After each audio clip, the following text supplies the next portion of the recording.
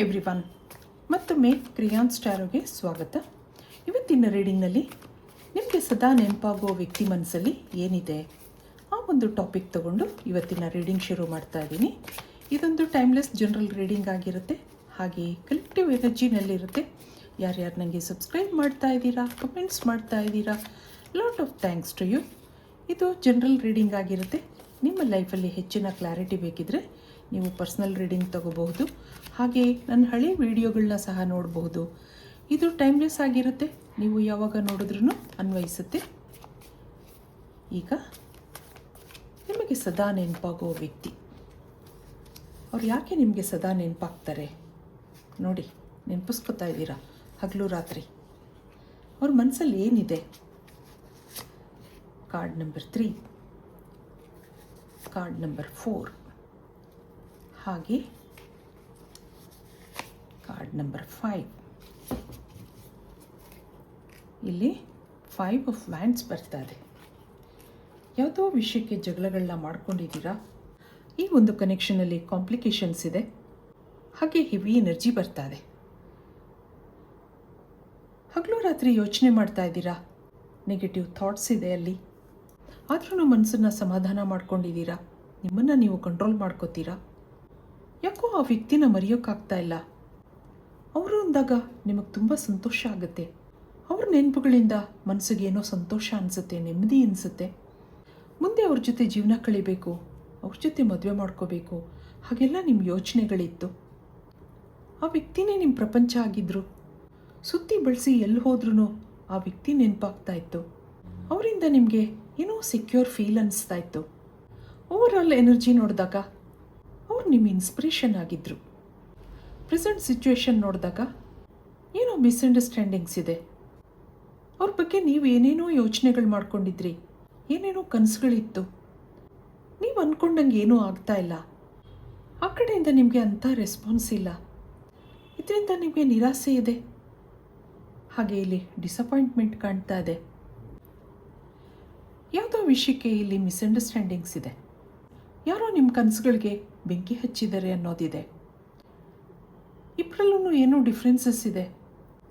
ಅದು ಅವ್ರ ಫ್ಯಾಮಿಲಿ ಕಡೆಯಿಂದ ಆಗಿರಬಹುದು, ಅಥವಾ ಈ ವ್ಯಕ್ತಿನೇ ಇನ್ನೂ ಮನಸ್ಸು ಮಾಡಿಲ್ಲ, ಯಾವುದೇ ಡಿಸಿಷನ್ ತಗೊಂಡಿಲ್ಲ, ಹಾಗೆ ನಿಮಗೆ ಸತಾಯಿಸ್ತಾ ಇದ್ದಾರೆ ಅಂತ ಅನ್ನಿಸ್ತಾ ಇದೆ. ನೀವೊಂದು ಸಾಫ್ಟ್ ನೇಚರ್ ಇಮೋಷ್ನಲ್ ವ್ಯಕ್ತಿ ಹಾಗೂ ಅನ್ನಿಸ್ತಾ ಇದೆ. ಈ ವಿಷಯನ ನೀವು ಮನಸ್ಸಿಗೆ ತುಂಬ ತಗೊಂಡಿದ್ದೀರಾ, ತುಂಬ ಆತಂಕ ಇದೆ. ಈಗ ಅವರ ಎನರ್ಜಿ ನೋಡೋಣ. ಅವ್ರು ನಿಮ್ಮ ಬಗ್ಗೆ ಏನು ಯೋಚನೆ ಮಾಡ್ತಾ ಇದ್ದಾರೆ, ಅವ್ರ ಮನಸ್ಸಲ್ಲಿ ಏನಿದೆ?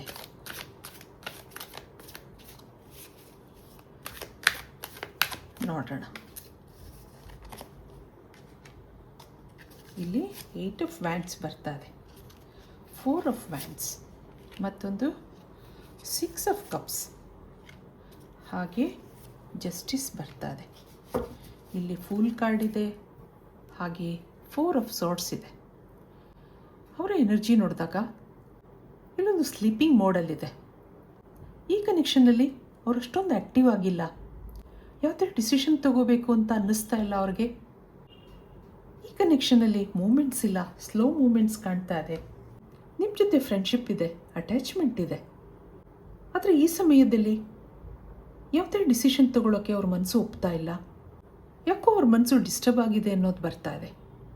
ಈ ಕನೆಕ್ಷನ್ಗೆ ನಾನು ಜಸ್ಟಿಸ್ ಕೊಡ್ತೀನಾ, ಮುಂದೆ ಇದನ್ನು ನಾನು ಸರಿಯಾಗಿ ನಡೆಸ್ಕೊಂಡು ಹೋಗ್ತೀನಾ, ಹಾಗೆಲ್ಲ ಅವ್ರಿಗೆ ಏನೇನೋ ಯೋಚನೆಗಳಿದೆ. ಹಾಗಿರೋದ್ರಿಂದ ಯಾವುದೇ ಡಿಸಿಷನ್ ತಗೊಳ್ಳೋಕ್ಕೆ ಇಲ್ಲಿ ನಿಧಾನ ಮಾಡ್ತಾ ಇದ್ದಾರೆ. ಏನೋ ಅನ್ಸರ್ಟೆನಿಟಿ ಇದೆ.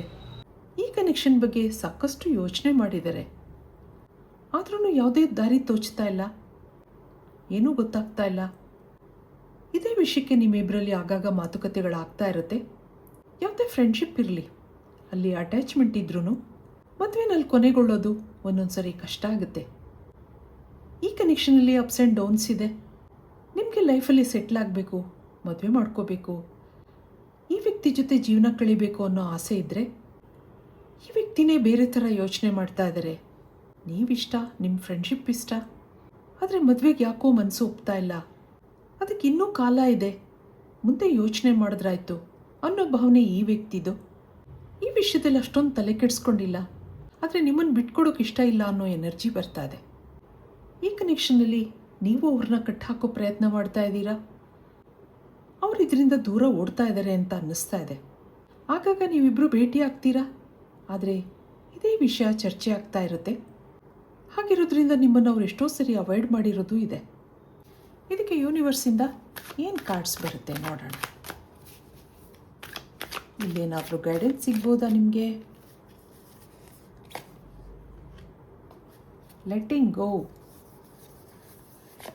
ಒಂದೊಂದು ಸರಿ ಕೆಲವು ವಿಷಯಗಳನ್ನ ದೇವ್ರಿಗೆ ಬಿಟ್ಬಿಡೋದು ಒಳ್ಳೆಯದು. ಇಲ್ಲಾಂದರೆ ಆಗಾಗ ಸಿಡ್ಗು ಗುಡುಗಳು ನಡೀತಾನೇ ಇರುತ್ತೆ. ಇಲ್ಲಿ ಏನಿದೆ ಬಾಟಮ್ನಲ್ಲಿ ನೋಡೋಣ. ಕರೇಜ್. ಮುಂದೆ ಒಂದಿನ ಧೈರ್ಯವಾಗಿ ಅವರು ಡಿಸಿಷನ್ ತಗೋಬೋದಾ? ಕೆಲವು ಸರಿ ನಮ್ಮಲ್ಲಿ ನಾವು ಮೆಚುರಿಟಿ ತಂದ್ಕೋಬೇಕಾಗತ್ತೆ. ಎಲ್ಲರ ಪರಿಸ್ಥಿತಿಯೂ ಒಂದೇ ಥರ ಇರಲ್ಲ. ಎಲ್ರಿಗೂ ಅವ್ರದ್ದೇ ಆದ ಸಮಸ್ಯೆಗಳಿರುತ್ತೆ. ಅವ್ರಿಗೂ ನೀವು ಟೈಮ್ ಕೊಡಬೇಕಾಗತ್ತೆ. ಆದರೆ ಎಲ್ಲಿ ತನಕ ಅನ್ನೋ ಪ್ರಶ್ನೆನೂ ಇರುತ್ತೆ. ನಿಮ್ಮ ಯಾವುದೇ ಸಮಸ್ಯೆಗಳನ್ನ ನೀವಿಬ್ಬರು ಮುಂದೆ ಕೂತು ಮಾತಾಡ್ತೀರಾ ಅನ್ನೋದಿದೆ. ಮುಂದೆ ಏನೋ ಪಾಸಿಟಿವ್ ಡೆವಲಪ್ಮೆಂಟ್ಸ್ ಇದೆ. ಅವರ ಬಿಹೇವಿಯರಿಂದ, ಅವರ ವರ್ತನೆಯಿಂದ ನಿಮಗೆ ಬೇಜಾರಾಗಿದೆ ಸರಿ. ಆದಷ್ಟು ಸೈಲೆಂಟ್ ಆಗಿರೋಕ್ಕೆ ಪ್ರಯತ್ನ ಮಾಡ್ತೀರಾ. ನಿಮ್ಮ ಮನಸ್ಸಲ್ಲಿರೋ ಭಾವನೆಗಳನ್ನ ನೀವು ಎಕ್ಸ್ಪ್ರೆಸ್ ಮಾಡ್ಕೊಂಡಾಗಿದೆ. ಆ ಕಡೆಯಿಂದ ಕ್ಲಾರಿಟಿ ಸಿಗ್ತಾ ಇಲ್ಲ. ಅದರಿಂದ ಎಷ್ಟು ಅಂತ ಕೇಳೋದು ಹಾಗನ್ಕೊಂಡು ನೀವು ಸುಮ್ಮನೆ ಇದ್ದೀರಾ, ಸೈಲೆಂಟ್ ಆಗಿದ್ದೀರಾ. ಆದರೆ ಈ ವ್ಯಕ್ತಿ ಸುಮ್ಮನೆ ಕೂತಿಲ್ಲ. ಅವ್ರ ಮನಸ್ಸಲ್ಲೂ ಯುದ್ಧ ನಡೀತಾ ಇದೆ. ನಿಮ್ಮ ಬಗ್ಗೆ ಯೋಚನೆಗಳಿದೆ. ಏನಾದರೂ ನಿರ್ಧಾರ ತಗೋಬೇಕು ಹಾಗನ್ಸುತ್ತೆ ಮನಸ್ಸು. ಅದರ ಹಿಂದೆ ತುಂಬ ಕಾರಣಗಳಿವೆ, ಸಮಸ್ಯೆಗಳಿವೆ. ಫ್ಯಾಮಿಲಿ ಇಶ್ಯೂಸ್ ಇರಬಹುದು, ಅಥವಾ ಫೈನಾನ್ಷಿಯಲ್ ಇಶ್ಯೂಸು ಇರಬಹುದು. ಇದಕ್ಕೆ ಏಂಜಲ್ಸ್ ಏನು ಹೇಳ್ತಾರೆ ನೋಡೋಣ.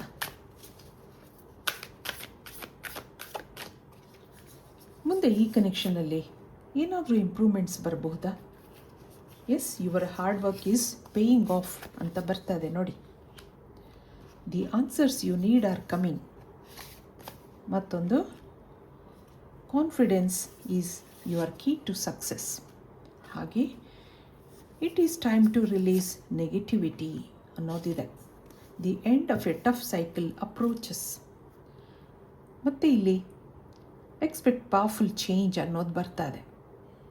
ಮೆಂಟಲಿ ಡಿಸ್ಟರ್ಬ್ ಆಗಿದ್ದೀರಾ ನೀವು. ಅವ್ರ ಕಡೆಯಿಂದ ಯಾವುದೇ ರೆಸ್ಪಾನ್ಸ್ ಇಲ್ಲದೇ ಇರುವಾಗ ನಿಮಗೇನೋ ಲೋ ಫೀಲ್ ಆಗ್ತಾ ಇದೆ.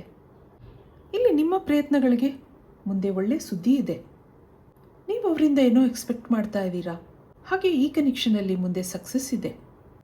ನಿಮ್ಮ ನೆಗೆಟಿವಿಟಿಗಳನ್ನೆಲ್ಲ ರಿಲೀಸ್ ಮಾಡ್ಕೊಳ್ಳಿ, ಮ್ಯಾನಿಫೆಸ್ಟ್ ಮಾಡ್ಕೊಳ್ಳಿ, ಪ್ರೇಯರ್ಸ್ ಮಾಡ್ಕೊಳ್ಳಿ. ಇದರಿಂದ ಆದಷ್ಟು ನಿಮ್ಮ ಆತಂಕಗಳು ಕಡಿಮೆ ಆಗುತ್ತೆ.